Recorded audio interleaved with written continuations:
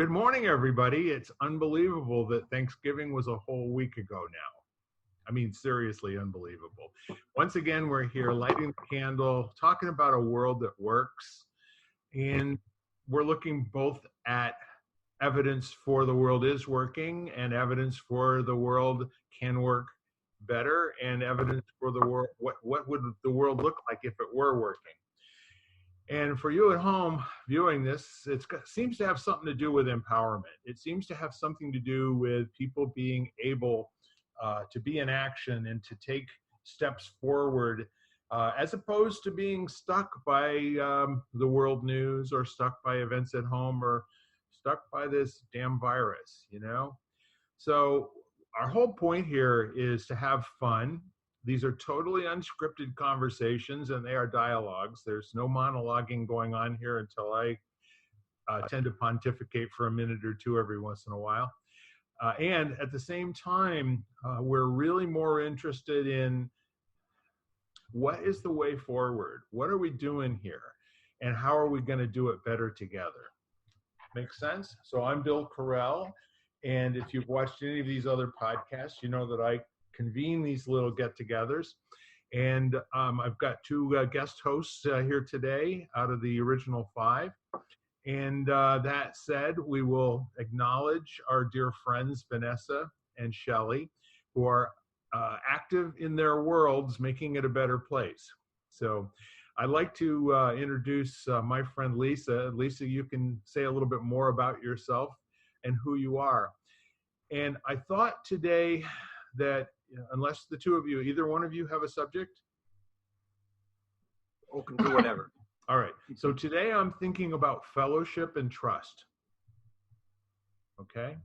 So whatever those two words mean, if you can start to distinguish them in addition to identifying yourself, I'm going to say from that beautiful icon that we are fortunate to have our dear friend and compadre, Vanessa, joining us. I'm going to rename Vanessa now. And Vanessa, you couldn't have come at a better time. We are just introducing ourselves and getting busy. And wonderful. With that, hi, great to be here. Excellent. So with that said, Lisa? Hello, I'm Lisa Sheehan. I've loved the field of advertising since as far back as I can remember.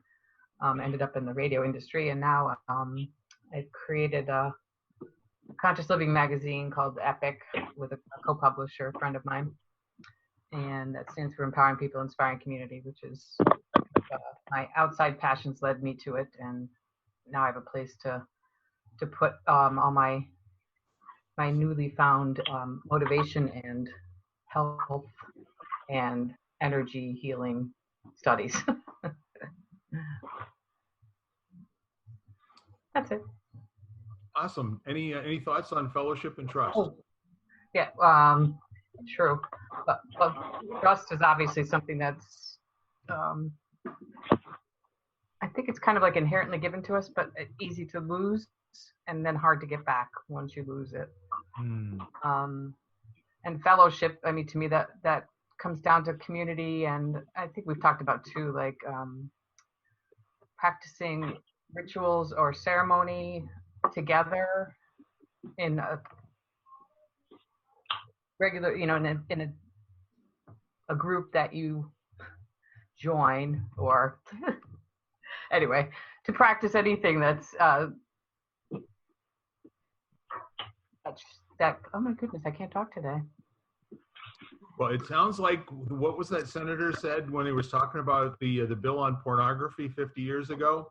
Can't really tell you what it is, but I know it when I see it. Yeah. Well, well, but being part of community is only, we were just talking about it before we went on the air. It's like, it's what makes the world go round and how you can enjoy a healthier life. Without community, without fellowship, it's a lonely life, and as they said, loneliness is toxic and deadly. So fellowship, and then, so that's my 2 cents. Poorly spoken, but my 2 cents. Awesome, and thanks for being here. Ken? Hello, I am Ken Caputo, founder of Questor's Way, and I looked up fellowship just so we have a definition. Figured that always helps, you know. Sometimes Vanessa jumps on that too, so she might have been doing that as well, but I'll go ahead and hit it. So basically, fellowship, just community of interest, activity, feeling, or experience, a company of equals or friends. So I think that's kind of interesting. So so trust, my feeling of trust is it's something that you build. It's a foundational thing, and it takes intention to construct it, and it's fragile.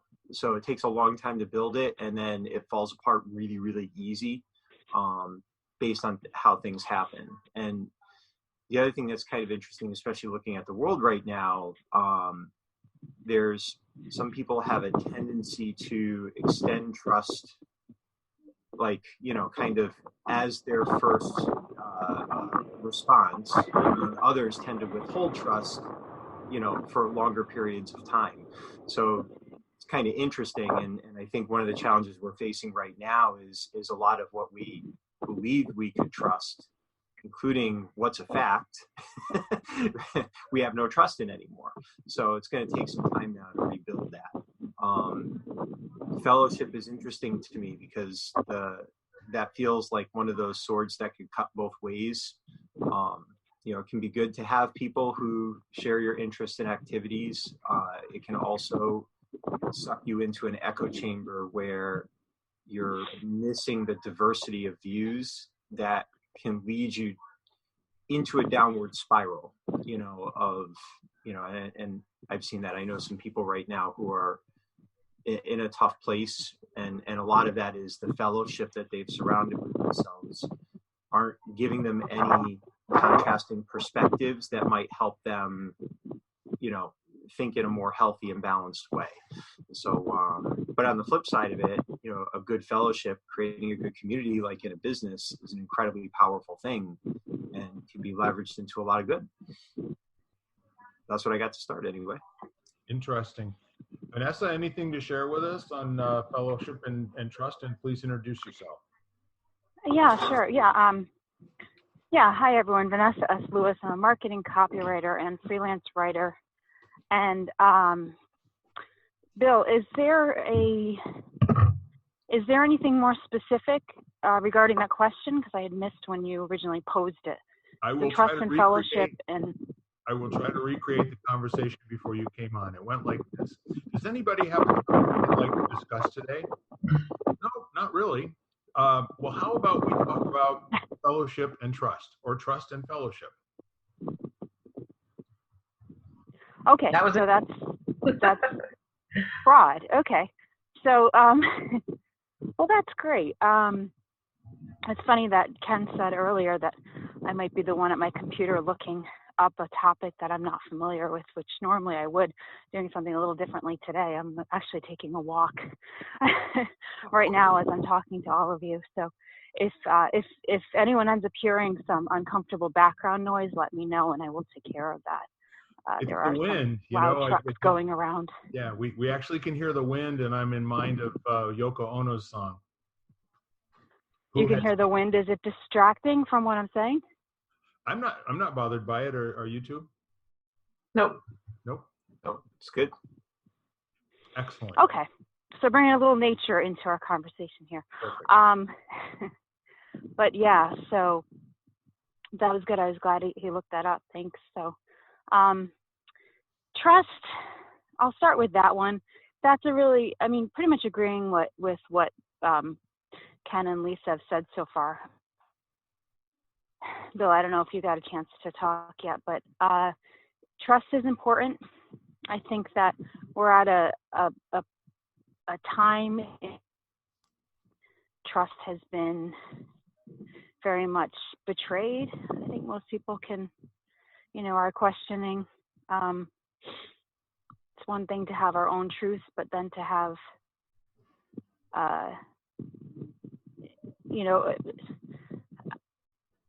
I didn't really want to get political, but just what comes to mind with that word trust is on a national scale, it's something very important, and it's been betrayed. Even the confidence that we can have in that our votes are secure, that the democracy is secure, and that whole process. So I think that trust is one of the most precious things. I agree with what Ken said about it being something that's earned, and I think it takes a long time to be earned, and it can take no time at all to be taken away.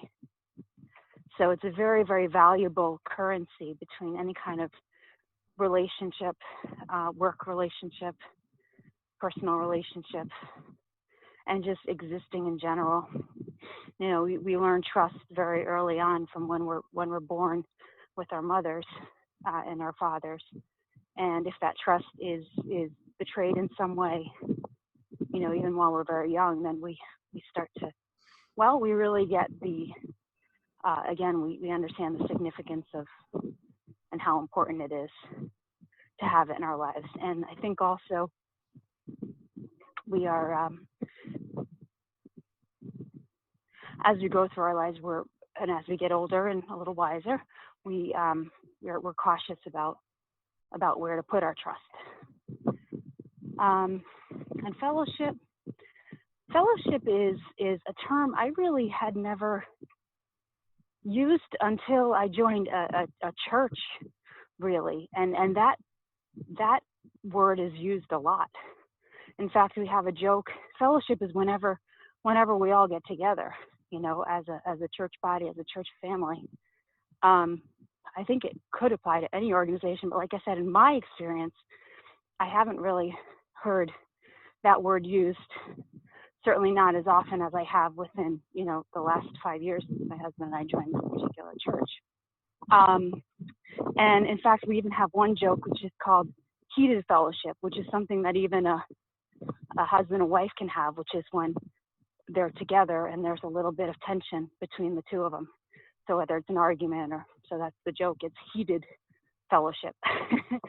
And I really don't have too much more to say about that term, just that it's not something I normally would have used in my life, except that we've been using it a lot, and it really so my understanding of fellowship is just that it pertains to a get-together of a group of like-minded people. Anything else? Nope. All right. Thank you for being here. So I will take my turn. Very interesting. Obviously, both of these things are conceptual. They are made up terms to describe something.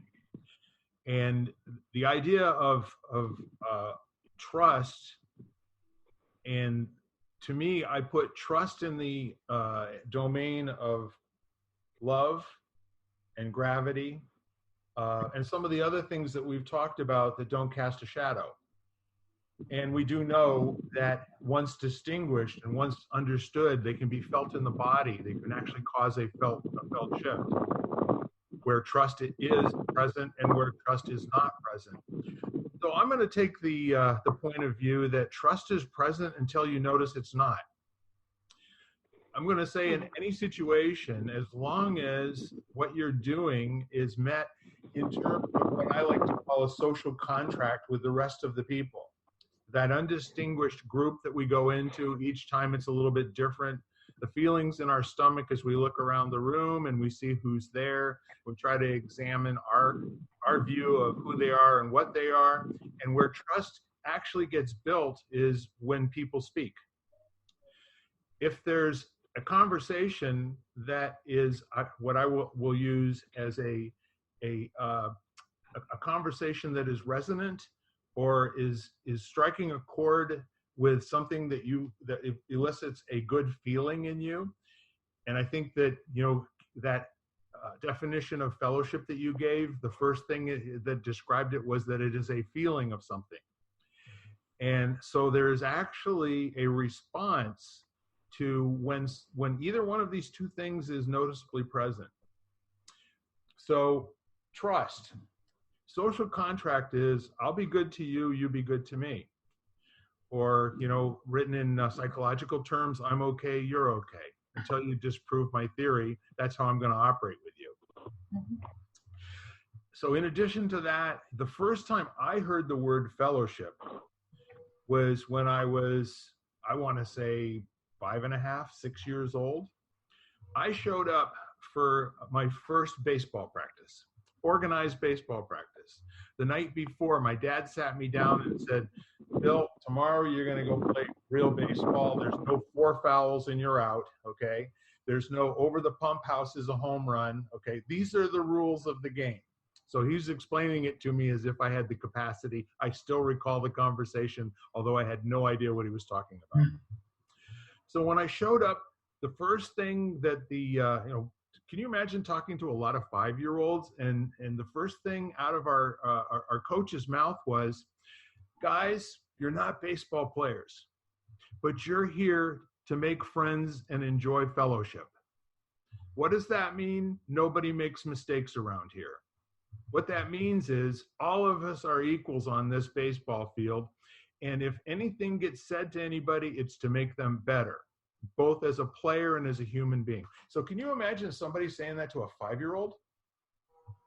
No kidding. I wish I could go find this man and kiss him. Mm-hmm. The first thing that I heard was, around here, you can't make a mistake. I've probably heard that 5 more times in my entire, 61 years since.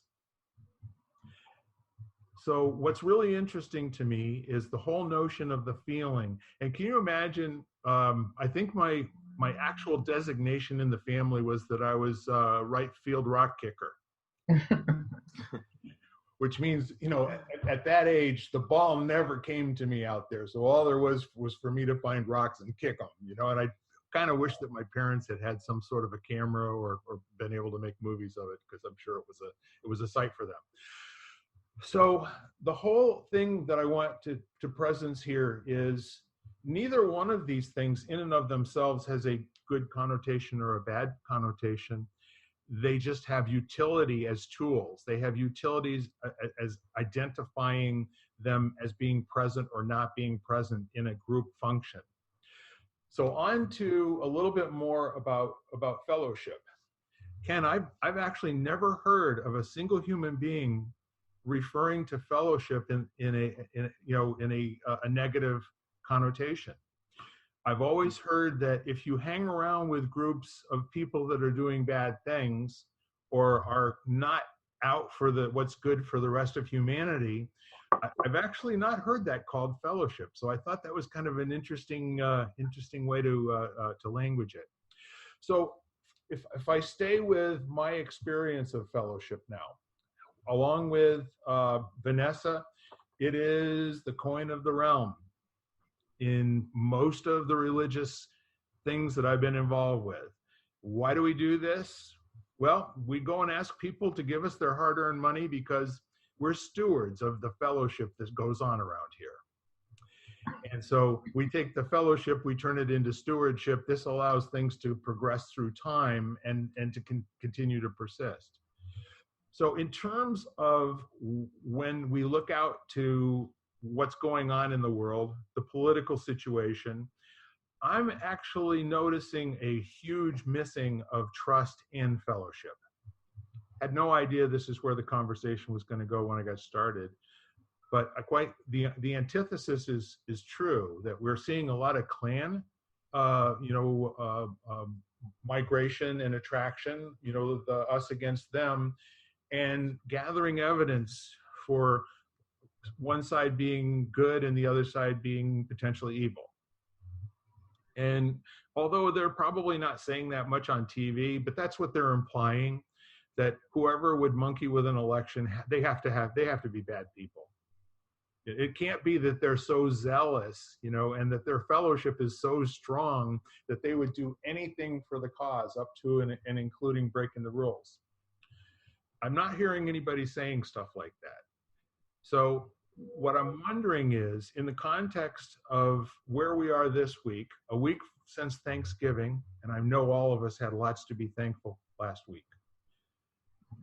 What I'm wondering is, how do we access, a return to the presence of trust? And I'm going to give you just one more thought here, and then I'm going to put a sock in it for a minute.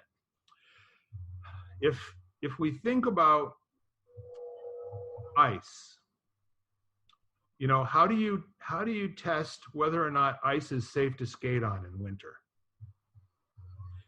Well, smart people drill a hole in the ice and see how thick it is. Kids typically just get on the ice and skate. And if they fall through, they fall through. However, people who have fallen through for the rest of their lives, whenever they hear ice crack, what do they think? I'm going to fall through. It makes no difference how thick the ice is from that moment on.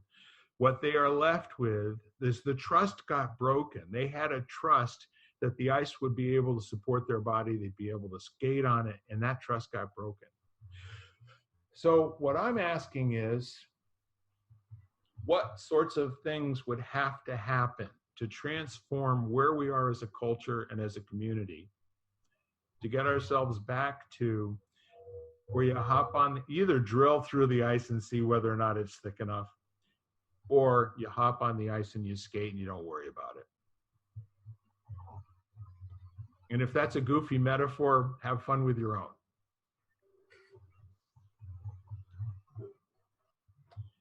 This is anyone who wants.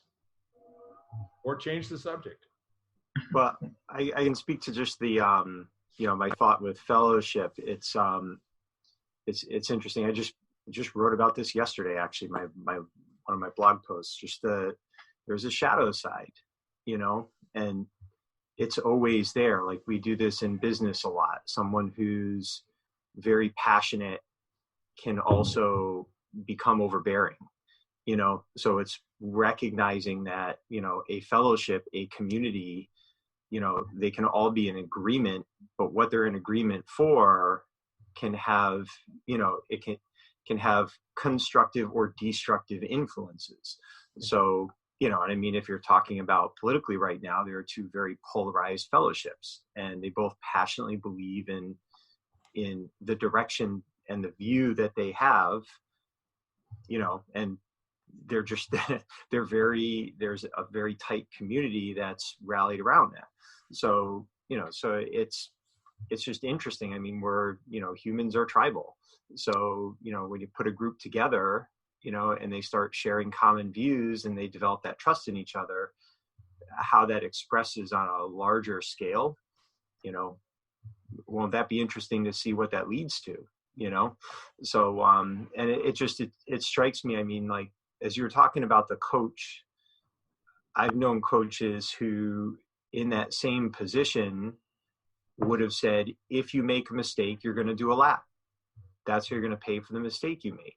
Yeah. And if they're consistent with that, you learn to trust the fact that this is how that coach is going to behave, and if all of a sudden they start being nice and say, the only mistake is not learning, you actually won't trust that because they changed from what they were. So, so I guess that it's, who are you being? Why are you being it? And what's the foundation of trust that you're actually trying to build? And do other people agree with that? Because if they don't, how are you ever going to have trust? They're just going to trust that you're not a person that they want to be like, or would follow, or want them, to lead. So Ken, I actually have a martial arts, interjection here. Have you watched Cobra Kai at all?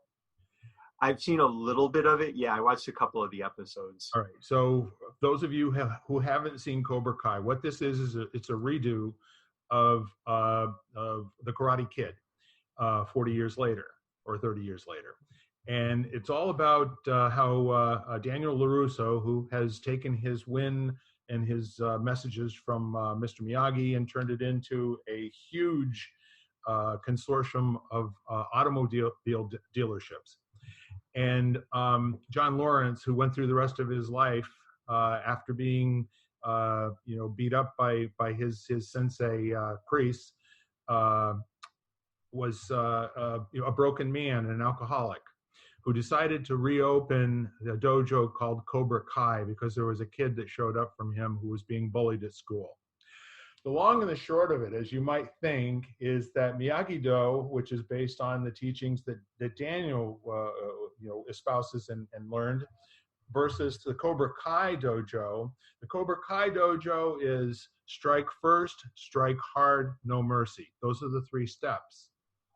And Miyagi-Do is quite the opposite. So now later on through the course of this show, they grow to a 30 or 40 people in each dojo, each one believing that their fellowship, I now can make you completely right about that whole thought, is that their fellowship is the correct way of thinking, until actually John Lawrence, is approached again by Kreese, who comes out of nowhere because he's supposed to be dead, who takes over the dojo, and then John Lawrence ultimately has to walk away from all of it because it doesn't suit life as he knows it anymore. So that's where we are after 2 seasons, and I can't wait to see if he and Daniel get together next season and figure out some way to take what they both learned in their lives and make it better. Here's an interesting thing. My martial arts teacher, for at least 20 years now, one of the questions he would ask me when he was training me and teaching me something would be, do you trust that? And usually my answer would be, I don't know, because until it's been tested, I don't know, and I don't want to disillusion myself by thinking I have something that would work when it may not. It's always one of the challenges when you're talking self-defense, because until you literally get attacked in a real situation, you have no idea.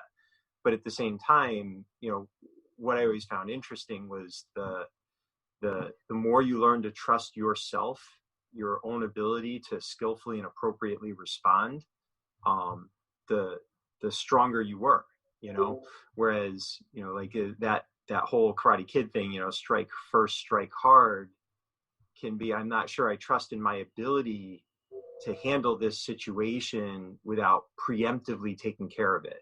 So, and whereas there's another school of thought that's more like Tai Chi, Aikido, where it's, I trust in my ability to hold my place, hold my center, and I'm going to take whatever comes in, and I'm going to basically reflect that energy back at them. So you try to break my nose, you're going to end up with a broken nose. Sorry, I didn't do it. That was just your intention coming right back at you. So right or wrong, yes or no. I mean, it's just, but you're going to attract certain students that, I would not have been attracted to an aggressive style because I had a temper and I was trying to be less aggressive and be a nicer person, be a like more centered human. So, so going to that kind of environment would have actually created further imbalances for me. But that was just my personal choice. It wasn't right or wrong. It was right for me, so I think that's where a lot of this comes into play as well. So one of the fundamental rules, on one side or the other side is strike first, or the other one is a successful fight. The one in which you win is where there are no punches thrown. Mm-hmm. So if you're waiting for someone else to take the first action and then you respond in kind, and oh, by the way, they get everything you have, but the whole idea is that there's always this opportunity to walk away from a situation and, to diffuse it and have it not be a confrontation that ends up in one person or the other person being injured. Mm-hmm. So all of this, I think, is a metaphor for what we're seeing going on around us. The conversations on social media, the things that are being expressed at family gatherings. I'm just kind of wondering, again, back to the question of whatever your philosophy is, how is it possible for us to keep working as 2 opposing groups whose only responsibility is to make the other one bad and wrong? How long can that go on? At what point does that actually burn itself out? I think it has to start small too, because like Vanessa said, fellowship can be as small as 2 people. Mm-hmm. So the smallest fellowship, to me, is your family. And my family, we have very opposing views between some of us. But I've come to realize that, for lack of a better term, I see this small group as part of, my family's friends. As when they speak now, I listen to them and they just hate everything. So I'm going with that. It's like, oh, I see. It doesn't matter who's in charge. You just hate everything. I mean, and they hate something more than the other, but, so I go to the end of the conversation now, instead of focusing on that they're saying something against something specific, which is just I'm assuming that, and instead they just hate something, like, for instance, energy conservation, or that kind of, they hate how it's being done, but they want energy conservation, so, but which side is doing it right? So I'm trying to have those kind of conversations in my smaller fellowships, and I think that could, branch out to bigger conversations and understandings between smaller groups. It's terrific. So we're at pretty close to our half hour. Vanessa, did you have any thoughts to kind of put a little bit of whipped cream and cherry on top of the pie here, and then we'll pick it up on the other side?